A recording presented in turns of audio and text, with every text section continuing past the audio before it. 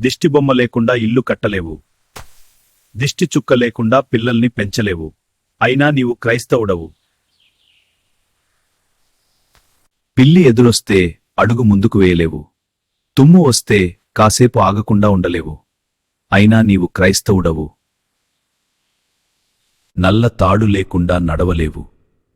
రక్షరేకు లేకపోతే బ్రతకలేవు. అయినా నీవు క్రైస్తవుడవు.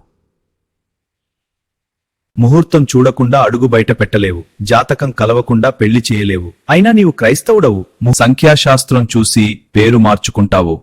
రాశిఫలాలు చూసి రోజులు లెక్కలేస్తావు. అయినా నీవు క్రైస్తవుడవు. రాహుకాలం చూసి ప్రయాణం ఆపుతావు. దుర్ముహూర్తం అని శుభకార్యం వాయిదా వేస్తావు. అయినా నీవు క్రైస్తవుడవు. ఈశాన్యం బాగోలేదని గోడలు పడగొడతావు. సింహద్వారం సరిగ్గా లేదని నిద్రపోలేవు.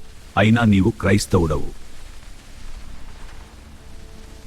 దినవారాలు చేయకుండా మనశ్శాంతి పొందలేవు. కర్మకాండల పేరుతో అన్ని ఆచారాలు పాటిస్తావు. అయినా నీవు క్రైస్తవుడవు. మంగళవారం పని మొదలుపెట్టవు. శుక్రవారం అని డబ్బు ఖర్చు పెట్టవు. అయినా నీవు క్రైస్తవుడవు. వెలుగు సంబంధినని లోకానికి చెబుతావు.